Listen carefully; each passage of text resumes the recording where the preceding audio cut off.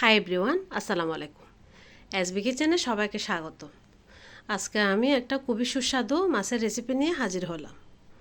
রেসিপিটির নাম হচ্ছে সামুদ্রিক বাইলা মাছের ঝুরি ভাজা। বানানো কিন্তু খুবই সহজ, খেতেও কিন্তু অসম্ভব মজার। বানানোর জন্য আমাদের প্রথমে লাগতেছে, এখানে আমি 3টা মাছ ধুয়ে ভালোভাবে পরিষ্কার করে ছোটো ছোটো টুকরো করে কেটে নিয়েছি। আমি এই সাইজের করে কেটে নিয়েছি যেন রান্নার পর মাছের কাঁটাগুলো যেন উঠাই ফেলতে পারি সেই জন্য। মাছ ভাজার জন্য আমাদের প্রথমে লাগতেছে বড় 1 কাপ পেঁয়াজ কুচি, তারপর নিয়ে নিয়েছি হাফ চা চামচ হলুদের গুঁড়া, হাফ চা চামচ জিরার গুঁড়া, হাফ চা চামচ মরিচের গুঁড়া আর 2 টেবিল চামচ ধনিয়ার গুঁড়া, আর লাগবে 5-6টা কাঁচামরিচ। এবার চুলার মধ্যে আমি একটা প্যান দিয়ে ভালোভাবে গরম করে 4 টেবিল চামচ সয়াবিন তেল গরম করার জন্য বসিয়ে দিয়েছি। তেলটা ভালোভাবে গরম হয়ে আসলে আমি প্রথমে এখানে পেঁয়াজগুলো দিয়ে দিচ্ছি।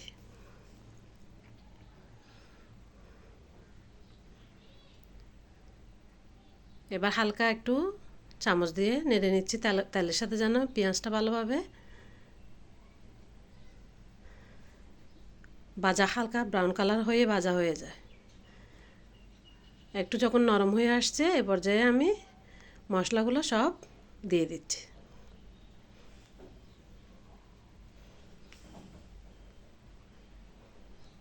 মশলাগুলো দেওয়ার পর এখানে সামান্য পরিমাণে এবার পানি দিয়ে দিব, মশলাটা যেন পুড়ে না যায়।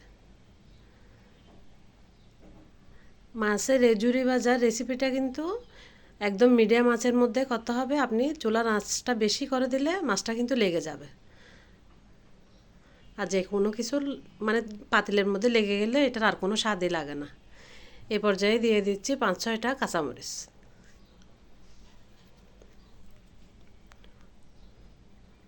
কাঁচামরিচ কেউ চাইলে আরও বাড়িয়েও দিতে পারবেন। আর দিয়ে দিচ্ছি হাফ চা চামচ থেকে একটু কম লবণ। এগুলো একটু নেড়ে চেড়ে দেওয়ার পর এবার আমি মাছগুলো দিয়ে দিচ্ছি।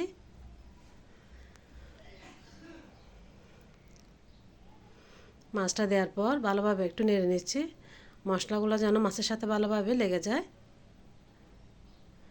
হালকা একটু নাড়ার পর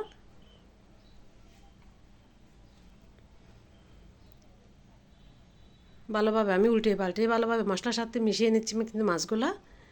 এ পর্যায়ে আমি একটা ঢাকনা দিয়ে 4-5 মিনিটের জন্য ঢেকে দেব। 4-5 মিনিট পর আমি আরেকটু নেড়ে দিচ্ছি, মশলা যেন নিচে লেগে না যায় সেজন্য।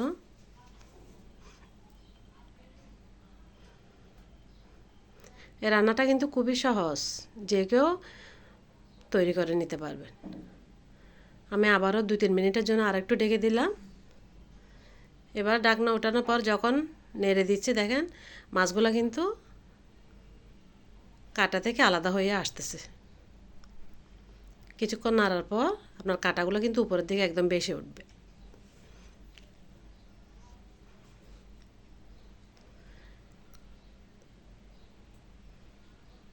নেড়ে চেড়ে মাছগুলোকে আমাকে ভেঙে নিতে হবে কিন্তু চুলার উপর। সবগুলো মাছ কিন্তু এখানে আমার নাড়া হয়ে গেছে। এ পর্যায়ে আমি আবারও আরেকটু ঢাকনা দিয়ে 2-3 মিনিটের জন্য রেখে দেব।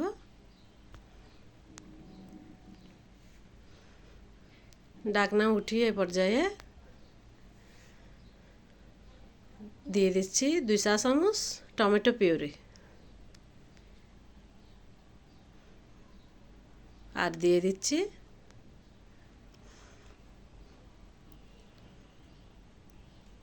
আমি এখানে সামান্য চিনি অ্যাড করেছি, এটা কিন্তু স্কিপ হয়ে গেছে।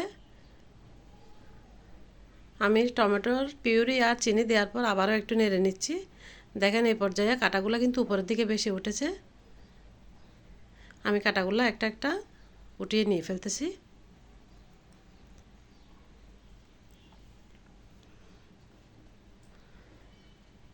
কাঁটাগুলো সবগুলো নেওয়ার পর আমি আবারও আরেকটু ভালোভাবে নেড়ে নিচ্ছি, নিচে যেন লেগে না যায়।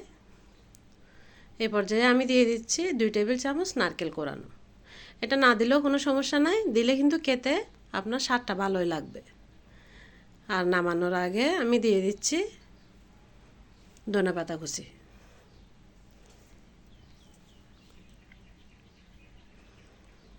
মাছের ঝুরি ভাজার রান্নাটা কিন্তু পুরোপুরি শেষ পর্যায়ে। আমি ধনেপাতা আর নারকেলগুলো একটু ভালোভাবে যেন মিশে যায় সেজন্য এটি আমি আবারও একটু নেড়ে দিলাম। নাড়া হয়ে গেলে